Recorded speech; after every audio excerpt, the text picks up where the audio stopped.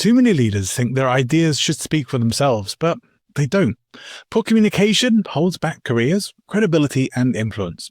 That's why today I'm talking with Lucille Ossai, award-winning communications coach, Lagos Business School lecturer, and author of Influence and Thrive. Lucille has helped leaders across the globe sharpen their writing, speaking, and influence skills. In this episode, you'll discover how to be heard even when you're an introvert, why writing well opens doors that speaking alone can't, and the 3 rules to powerful communication every leader should master. We'll dive into Lucille's personal journey, unpack her communication frameworks, and explore how you can apply them to your own leadership and speaking. If communication mastery and influence psychology are your perfect blend, hit that subscribe button and enjoy the show. So let me welcome Lucille Ossai. Welcome to the show. Hello, thank you. I know that you've been shaping young hearts and minds and helping to teach the skills of influence and communication to young people. Why has that been so important for you? Really, really important because I stumbled into the field quite by accident many years ago. I was a stay-at-home mom at the time, and I just used to wonder why things weren't right. I would watch the television, I watch interviews, I would just see complaints online. I just, communication is not really the way it was supposed to be. So I just started following trends. I started researching. And the more I went deep into the communication angle, the more interested and intrigued I became. It just took off from there. I started a blog, started blogging, researching, and I just grew extremely passionate about it. I became almost obsessed with effective communication. If I look back now to the point where I started onto this time, I've just realized that communication is now critical to effectiveness. As a professional, as a student, as a leader, it's one of those skills that is increasingly getting more importance as time goes on, especially in the age of AI, with this fear of AI taking our jobs. One thing relevant to professionals, executives, and leaders, regardless of their industry or their field. So it's just something that I believe everybody can hone. And I hope I get the opportunity, because just like you said, there's just so much to talk about, but I hope I get the opportunity to share tips, tricks, and practices that empower people to communicate more effectively so they can go ahead and do all those great things and achieve great feats in their careers or in the business. I wonder for you, what difference has working on communication skills made for your own life? Incredible benefits. I'm an introvert by nature. And when I say this in my training sessions or in class or in front of leaders, I hear gasps and people are like, no way. I was like, yes, it's true. Those who really know me, I'm an introvert. But I realized that even for people who are a bit reserved and on the quieter side, if you are able to use communication to advance your ideas, share your knowledge, and to just advocate for things that are important to you, you would get noticed. It doesn't necessarily matter if you do not know anybody, if you don't have connections. And for me, that has been an eye-opener, especially in Nigeria. Yeah. And I'm not just in Nigeria, but I reference Nigeria because that's where I'm currently based. Who you know usually opens doors. But what I've found is that if you're able to speak effectively, and more importantly, if you're able to write convincingly, people take notice. I have been able to connect with incredible people across the globe, people that I have considered beyond my level, my social network. I've been able to reach out to them, connected with many on LinkedIn. A couple of those people that I'm really friendly with, even on social media, on LinkedIn, I have never met in person. Over the years, I've followed their work, shared my insights, and broadened my network. That has been really important to me. And it has helped me to position myself beyond the confines of my region. I'm able to get on international podcasts, and I've been given the opportunity to share my expertise and techniques with a wider audience. It's helped me sharpen my visibility, it's helped increase my knowledge, and it's also helped me in my work as a communications trainer and coach and facilitator. So personally, it's been fantastic. I can certainly relate to all of that, having had very similar experiences myself. Let me ask you, we'll talk about communication and having effective communication. There are lots of people who get these trainings or they'll buy a book, but never really do the implementation side of it. So they have a bit of the knowledge, but they don't really put stuff into practice. What, in your mind, should effective communication look and be like when it is implemented? Okay, it should be clear. The goal of your communication should be clear to the recipient or the audience, and you should be able to inspire them to take some action.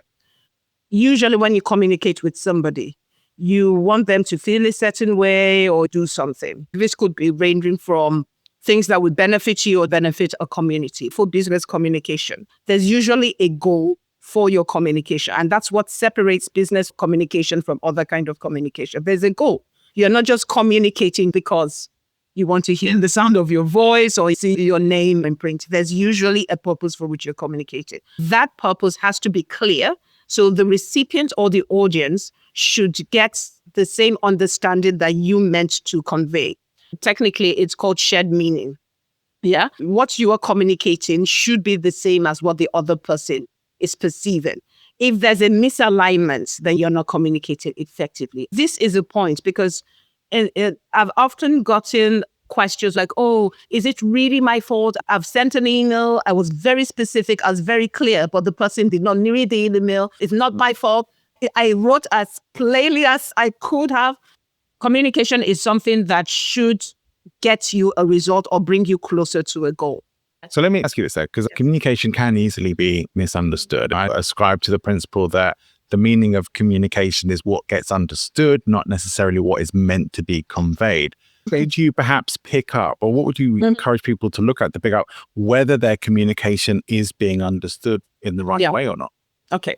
So is the person acting in the expected way? For example, if you send me an email and just say, I would appreciate this project being done by 2 p.m. Thanks a lot and best regards, and then you go. You haven't given me any call to action. You're just mentioning what you would like. So I could read it. I was like, okay, I'm on track. I'm sure it's going to be completed, but I don't feel that I need to communicate that to you. So I might not even respond. I just think, oh, I'm working on it. I'm sure it's going to be completed. And I'm working at it on my desk. Meanwhile, you are expecting some sort of feedback from me to let you know that I'm on the right track. If you send the email, like, Lucille, I really appreciate it if you could send me an update on the project by 4 p.m. Yeah, then I will see that, okay, he wants me to comment on it. He's not just asking how it's going. He wants me to comment on it. Be specific, because a lot of people are inundated with information. Sure that your emails are short. I cannot stress this enough. Get to the point and make sure they're short, in shorter sentences with spaces in between so that there is no confusion. This is one of the ways that we could make sure that our communication is clear. Yeah. And I particularly like that advice because that's how I tend to do my emails anyway. Yeah, I know, that's quite brave. It's my natural style, Lucille. I'm one of those people that has to go back and add in the niceties afterwards because I tend to just be like straight down to it. Here's what I want. Right. Here's what I want you to do. All right. So one of the things I'm getting from that as well, right? Clear, concise, short, let's have it as crystal clear as possible, and be very clear about what we want the other person to do. Absolutely. Put that all in a simple framework. Call it the 3 rules of effective communication. The first rule is know your audience. That is the number one rule for communication in general. Because the way you communicate with me will probably differ from the way you communicate with your peers, people close to you, or people from different regions. You touched on the niceties, so there's the cultural norms you have to be aware of as well. Sometimes there appears to be expected and unintended tension because cultural norms are not addressed or considered in communication, in writing and in one-on-one interpersonal communication. It's really important that we all take a moment to know just a little bit more information who our audience is. So that's rule number 1. Then rule number 2 is in 3 parts. I say use the 3 beacons, and I call them beacons because they light the way your communication should go. So ask yourself, is my communication simple? Can a 12-year-old understand it? It doesn't really matter what the topic is, but can they grasp what I'm trying to say? Then we touched on the second beacon. Is it brief or concise? Does it get straight to the point? Essential in this age of distraction and different things vying for attention. And the third one is it clear? Now, clarity is often mistaken for simplicity, but I added an extra point, and that is for your communication to be clear, there needs to be a call to action. Basically what we just talked about. So what do you want the recipient or the audience to know, to feel, or to do? Know, feel, do premise. Yeah. And if you are able to do that for ensuring the three beacons are addressed in some way, your communication is already above average. So that's rule number 2.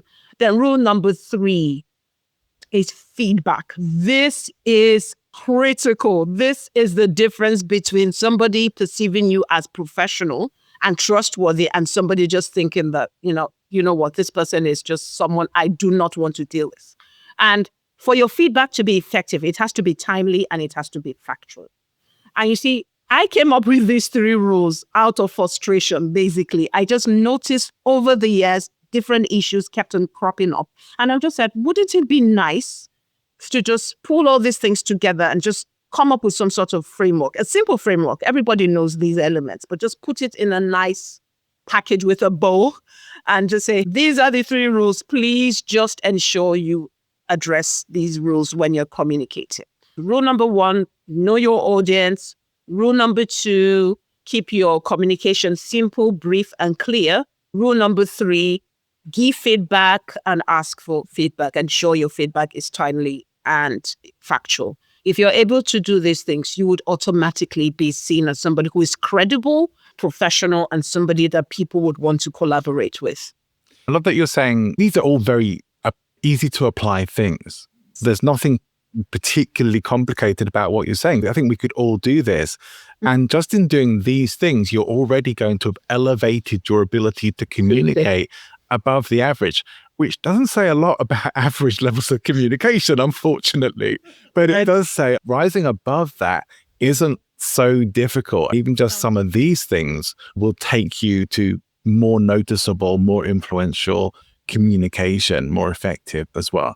Absolutely. I love that. And you lay that out really clearly. It's a nice framework to work with as well. We'll have some show notes for people to summarize some of this, to review it as well. But what does influence mean to you and why is it important for communication? What I've noticed about influence is that you don't need to be a big name. With all respect to the masters of influence, the Cialdini, Robert Cialdini, and so on, who have written, made it to be a science-backed technique. I believe, and this is the beauty of improving your communication skills, working on your communication skills. I believe that it is easy for you to influence people if you are able to communicate persuasively and intentionally. And it doesn't really matter if you have access. This is something I've learned as well. It doesn't matter if you have access to the inner circles of big brands or big names. But if you communicate consistently, people begin to take notice.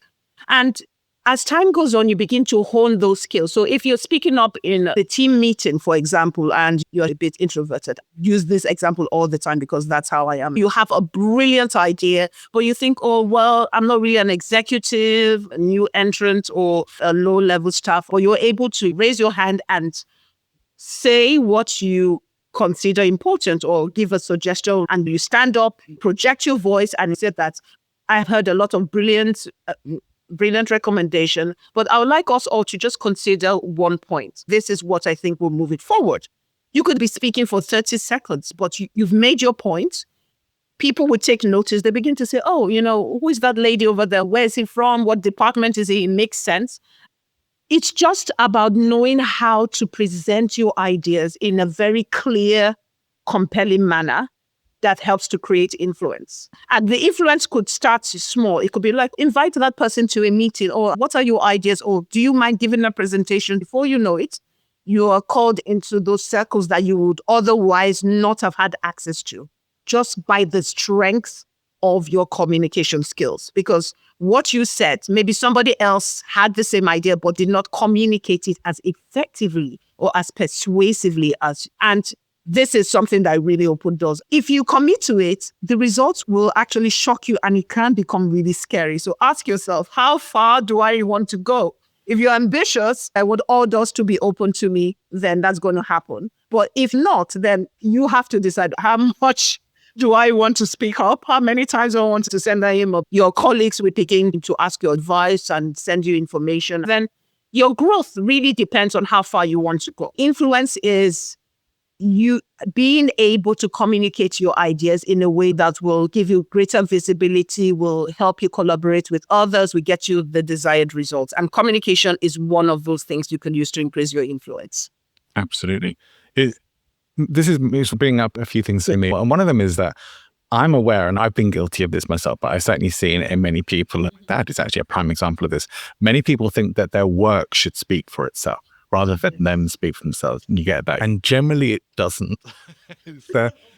People think, oh, well, they don't really speak up. They don't really hear from them. They just keep their head down. They're probably quite happy. Maybe they don't care about wanting leadership positions, just doing lots and lots of work, and we'll leave them doing that. Whereas speaking up might actually make a bigger impact, as you suggest. My experience in business has been sometimes the people who speak up are speaking up for the sake of speaking up. And sometimes the people who speak up do actually have something to say. Do you think we should just speak, they're speaking up no matter what, or should we also be sure that we have something of value to say? I think it's really important you have something of value. Otherwise, don't really say anything.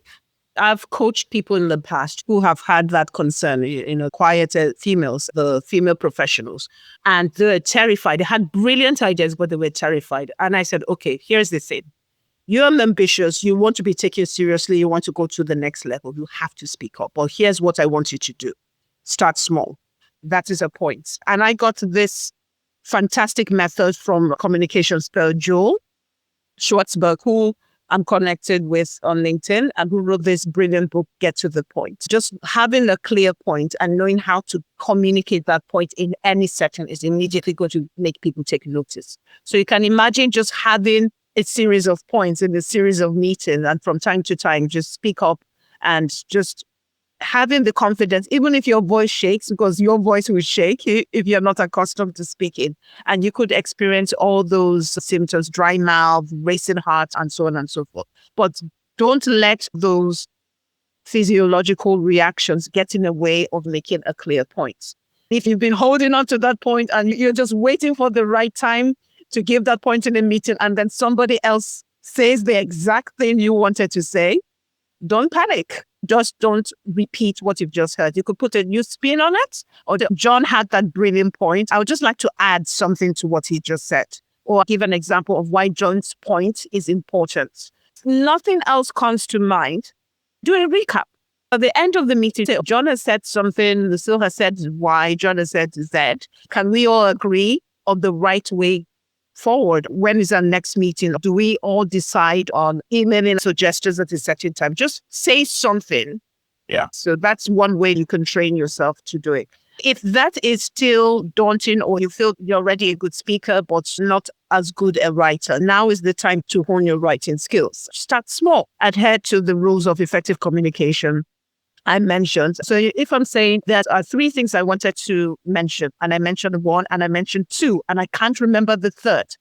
The third thing is just to stress that the first two things are important. And this leads me to the next point I want to make about why we should continue. Most people wouldn't mind you taking a pause of just a few seconds to collect your thoughts. But it will become really obvious if you start to stare at the ceiling. I've seen this happen. People will, what was I about to say? Well, it all becomes obvious. But if you take a pause and just said, and sometimes when I'm in a session, I actually even invite the audience. So I'm saying something and there's a particular word. I'm like, bear with me. There's this word, and I describe the word and get everybody involved. And they're like, oh yeah, you mean that? I'm like, that's the one. And then we continue.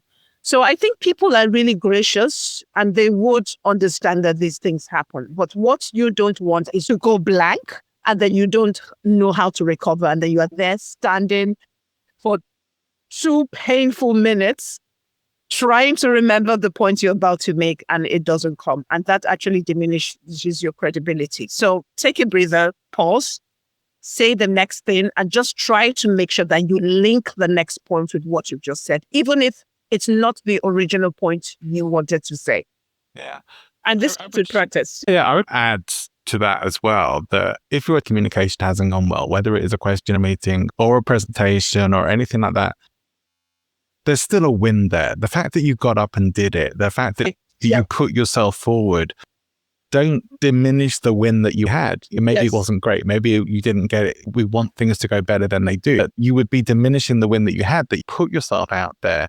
And sometimes when we put ourselves out there, we get shot down or it doesn't go well. That's part of the process, part of the learning journey. You see it as that. The next time you do it, it will be better. But don't think that because it didn't go well that time that you shouldn't do it again. I think that would be the worst thing you could take away, right? And I had a really important, something just came to mind. Every year at the Lagos Business School, we have an annual speaking competition. It's called a Menial Skipping Competition. The MBA students from the cohorts compete. And sometimes we have it in a collaboration with other business schools in Africa and beyond. Last year, sometimes the MBAs, they divide them into groups and they give them an industry to work on. So they are really smart people, these MBAs, they're sharp as nails.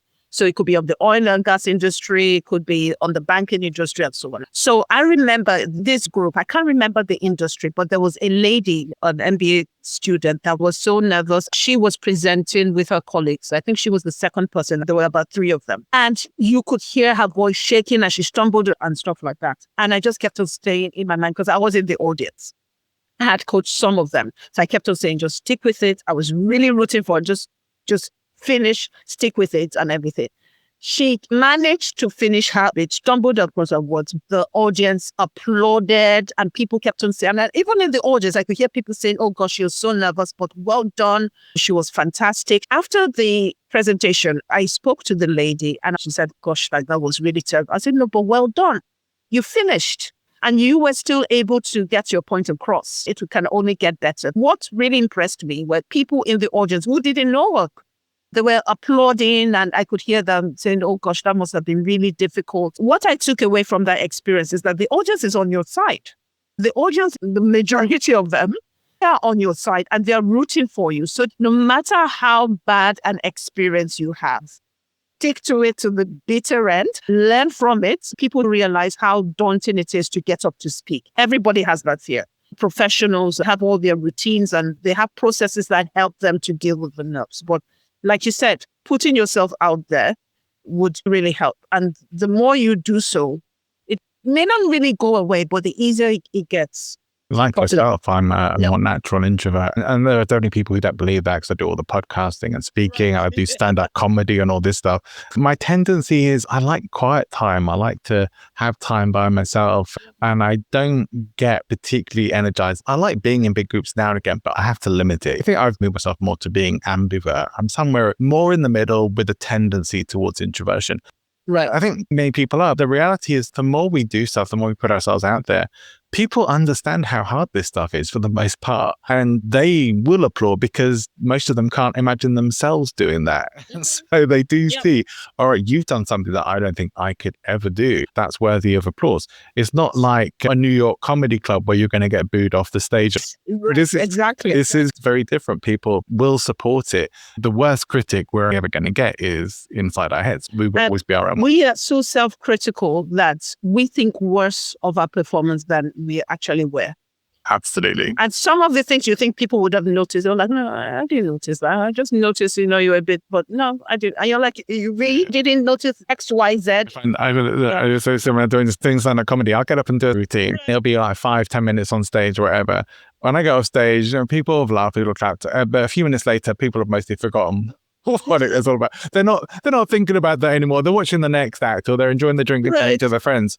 Whereas me, I'm thinking about it for hours afterwards, or that joke didn't go as well as I thought, or I could have landed, or maybe I should have tried it this way. And I'm the one who's going to obsess over it and criticize myself. Yeah. We all do it, and it's natural. We shouldn't punish ourselves, but just be aware you are probably perceived much more highly by others than you are doing for yourself, because I think some of us feel that the external voices are going to be negative as well. And they really are.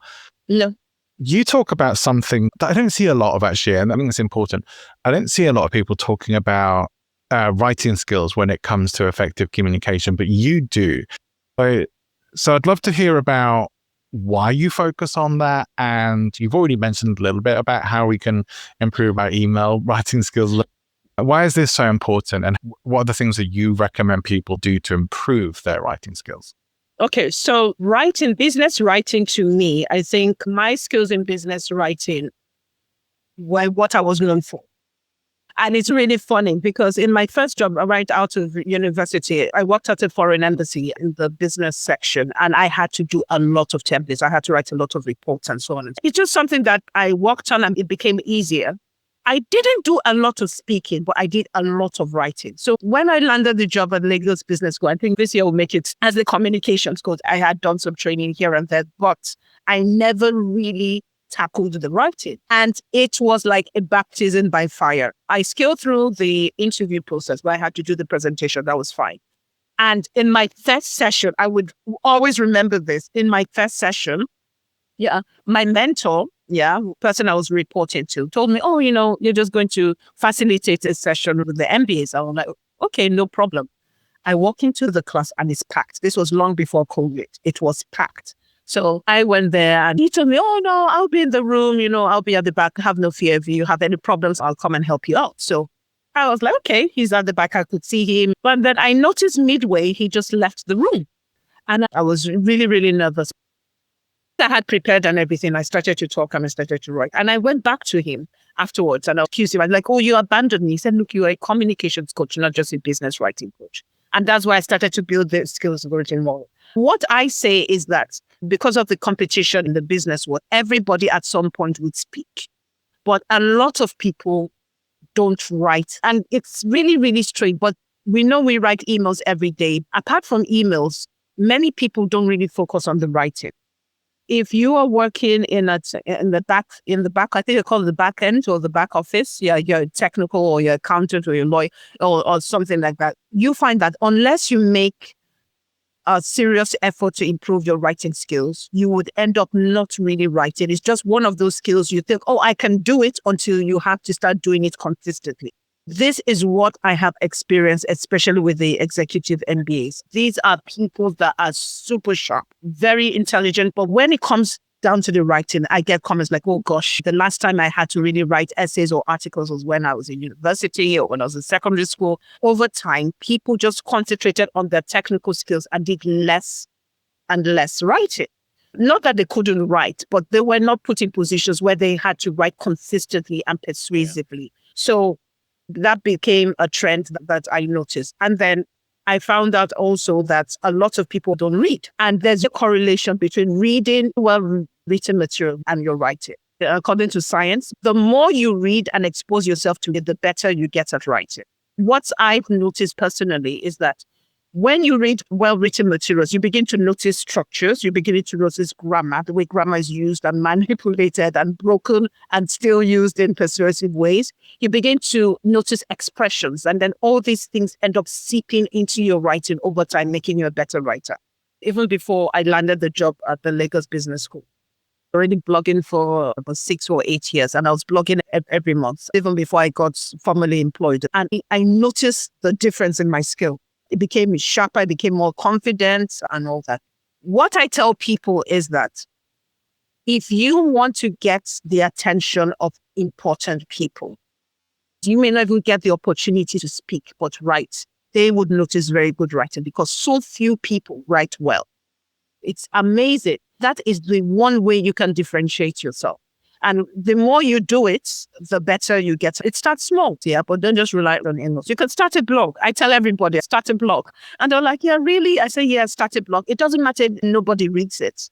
Just choose a topic you're passionate about and choose a schedule and stick to it. So you could decide to blog once a month. That is fine. You could decide to do it twice a week. That is fine. But blog consistently and write to the best of your ability. Write as though the New York Times, for example, or a reputable magazine would pay you to publish your article. So that's the thing. That's the point I stress. I said, don't just write, because if you're just writing and you're not challenging yourself, then you're not improving.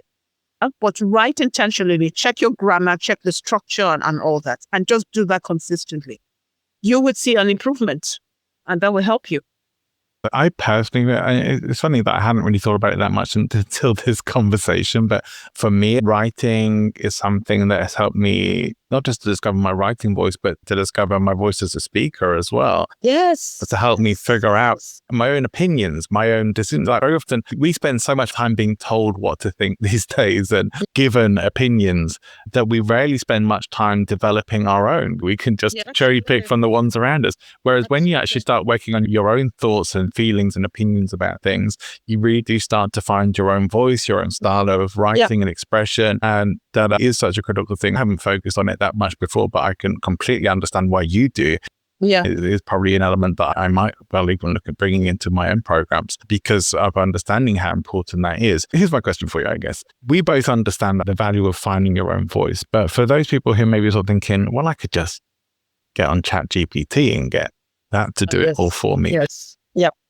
What would you say to encourage them to this? This is a fantastic question, especially now that business schools around the world have come to realize that they have to prepare the graduates and participants for a world where they can use ChatGPT or any other AI tools. But here's my thing, and this is the same advice I give to people when I say read books and don't just listen to audiobooks. Because when you read, you begin to notice constructions, you begin to notice all those things and your vocabulary increase.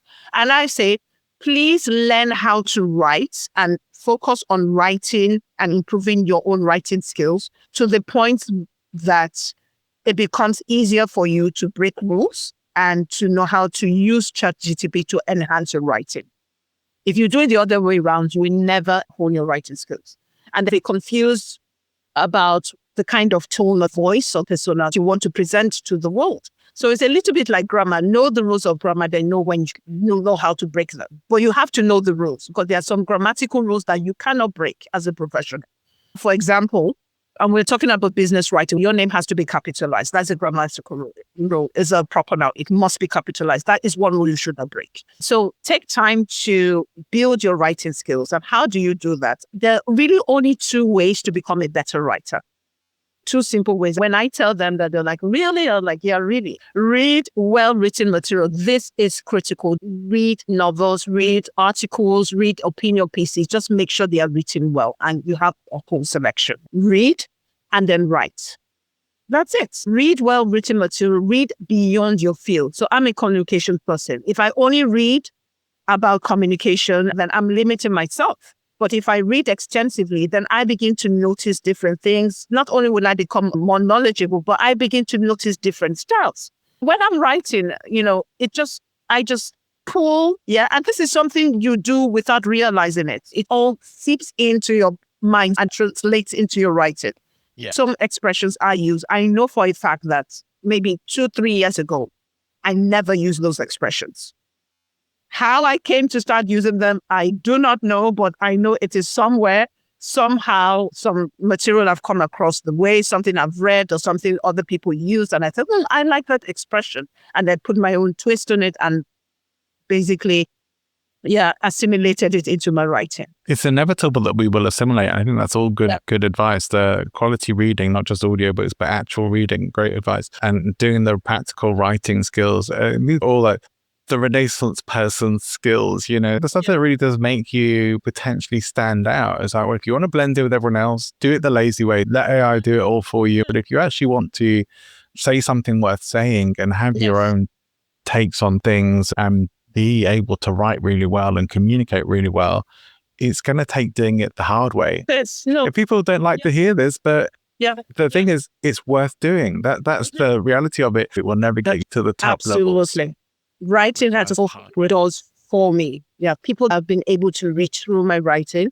I've been able to challenge some high authorities and all that. And not because I influence or anybody, but just because I was able to craft. And writing well will get you noticed. You might not get the desired results, but you will definitely get a response. Tell anybody, if everything else fails and you need to make a point or you need to open some doors or you need something to move, then you should write.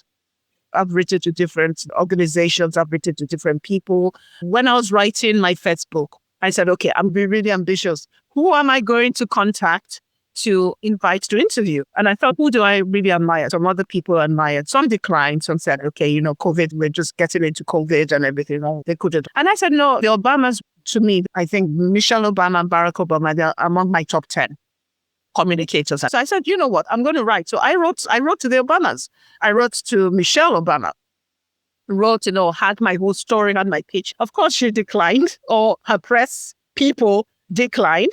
But you know what? I saved that note. From time to time, I look at it. The fact that they even responded to me was more than enough. And it wasn't a one-liner. It was a considerate, somebody took time to respond. Or like, I would like to think that not everybody who writes would get that kind of response. To me, that was just an example. And I usually say sometimes at the end of the writing program, once you know the rules and commit to the discipline of writing, there is nobody on the planet you would not be able to write to. And I mean that sincerely. You get to that point whereby you're like, okay, they say write to Donald Trump. You're like, okay, Donald Trump. Okay.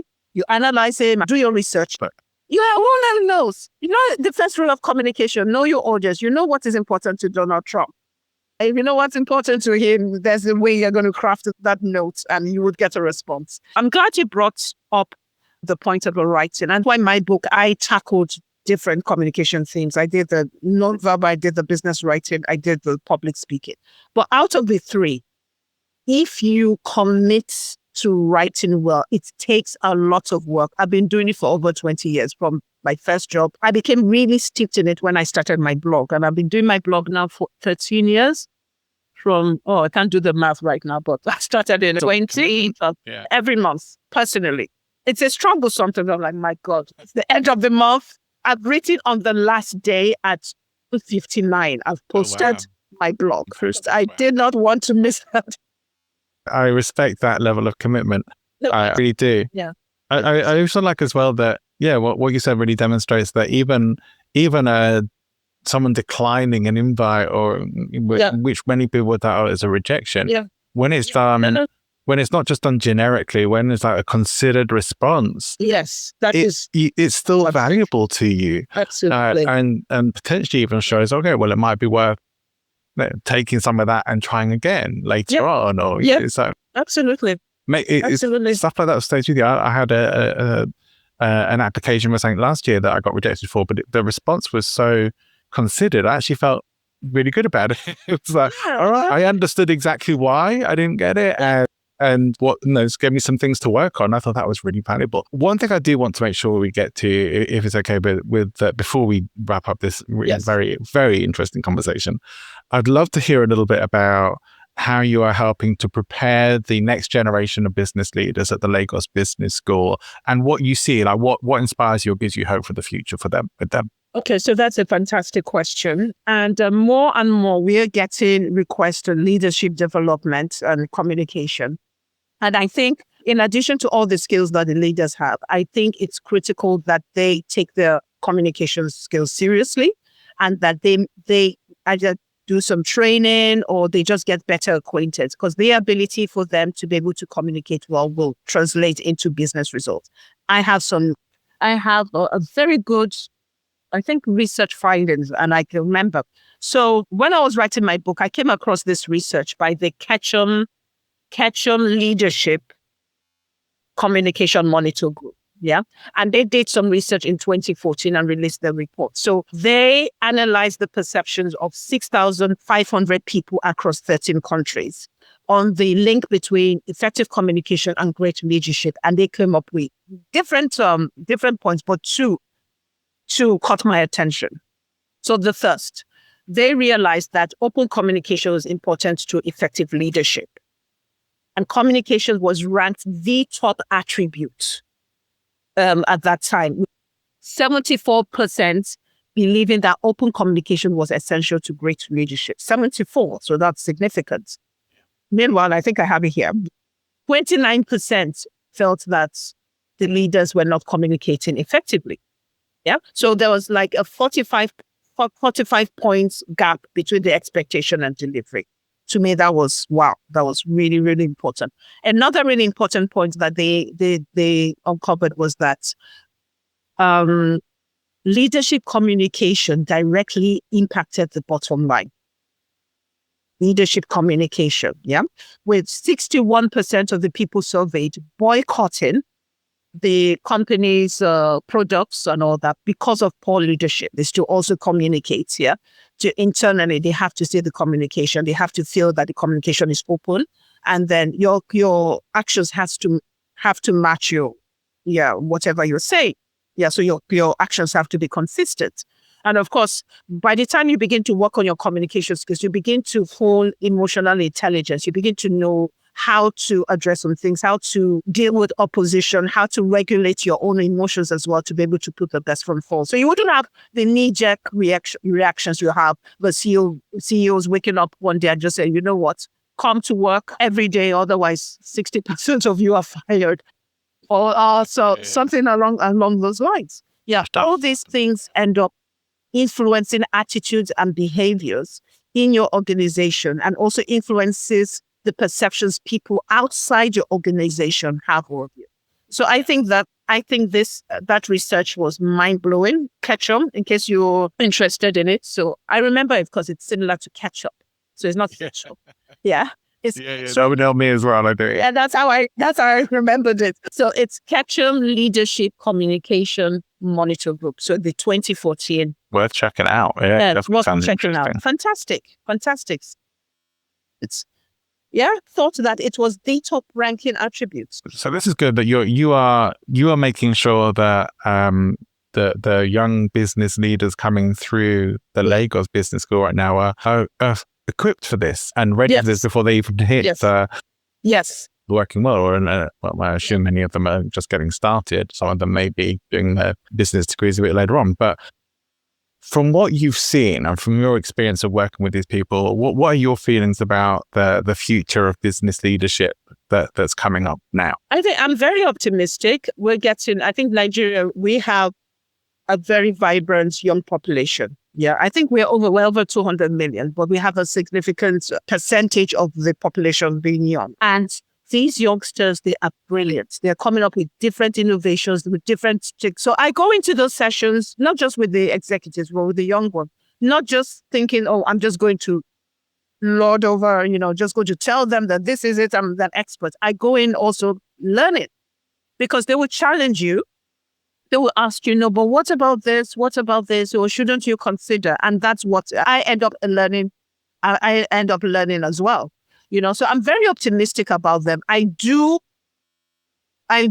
worry that sometimes if they leave the environment, the business school environment, that they may be too busy to take their communication skills seriously until such a time whereby they are compelled to do so. And by that time, it's too late. So what I hope to be able to inspire them to do is to start in the business school and to just keep with it, to keep up the momentum and not to get tired and not to drop off because by the time they leave, we're not going to be grading their writing anymore. We're not going to be grading their writing. We're not going to be grading their speaking, but these are skills that they would need at the workplace. So it is my hope and it is my mission as well that I basically plant the seed.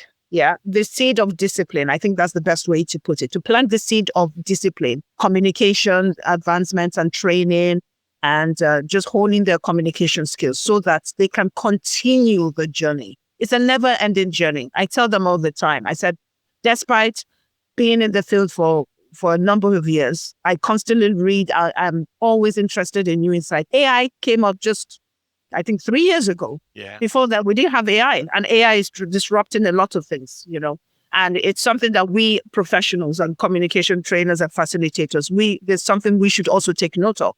So I'm using AI, but there are some things I don't use AI. I refuse to use AI, for my articles. But the other day, I copied and pasted an entire article into Claude. Yeah. And I just said, let's do this into, into a LinkedIn infographic. And he did all the coding. And it was just fascinating. It was just coding. And I said, show me the visual. And he showed me something beautiful. I said, no, take this out, do this. And I just sat back and he just did it all for me. Saves a lot of time. Yeah. That's what it should be doing. Yeah, that's what it should be doing. It should be making life easier for us, but not replacing. Not replacing it. There's a fine line. Yeah, my biggest fear, well, I maybe should be maybe bigger fear than this, but one of my fears with AI is that it's and could end up being the death of creativity for people. Yes. If because AI has been scraping other people's creativity and using that and sharing out to us all and democratizing creativity, but if it takes away the need for creatives, we're not going to get new creativity. We're going to be stuck in a rut of creativity. That's one of the things coming in. Yes, I worry that eventually there'll be a lot of books written by AI. No, already happening. Yeah, it's already happening. But then there would still be a demand. In fact, I dare say there'll be more of a demand for that human touch and that human element flawed. I hope that's the way it goes, Lucille. I really do. We know your book wasn't written by AI. You have an influencer therapist that covers a lot of the things we've talked about today and more. Tell us a little bit about how people can get hold of the book or get in contact with you if they want to find out more. Okay, so I'm on LinkedIn basically every other day. Yeah, but they could also send me an email. So lucille@lucilleossai.com. Visit my website, ton of information with a link to my blog that has a lot of articles, free articles on different aspects of communication. So that would be good. My book is available Amazon, Waterstone, basically multiple retailers, libraries in about 6 continents. And this is what it looks like. Awesome. Well, there will be links for all of these. Everything you mentioned, links in the show notes, linked in the YouTube description. So go and take a look there and just click on one of those links and decide which one you want, whether it's reach out on LinkedIn, whether check out the website or shoot an email. Yeah. Pick one and connect with me. I'm always happy to learn about, the greatest emails or the most valuable emails to me are people that are, okay, I maybe read your blog or I attended your whatever training or I went on your blog and I took something away and I implemented it and this is the result. I think that is, but that's what's. And if you're going to send an email, get to the point, right? Absolutely. I would read it. Trust me, I would read it. But it does sound people to get to the point. Yeah. Lucille, it's been an absolute delight to have you on the show and you shared so much good information. You've given me some things to think about as well. Thank you for coming and sharing your expertise with us today. Thank you for having me. Remember, being overlooked isn't about lacking ideas. It's about failing to communicate clearly. Lucille showed us how simple, brief, clear communication, plus the courage to speak or write, can transform visibility and influence. If you put her 3 rules into practice, you'll already be communicating above the average and standing out as a more credible and confident leader. So here's what to do next. Choose one small change to your writing or speaking skills this week and commit to it. And if this episode helped you, share it with a friend or a colleague who needs to be heard. Subscribe for weekly conversations on charisma and influence and check the links in the description to connect with Lucille or grab her book because the world won't notice your ideas unless you speak them into it. See you next time.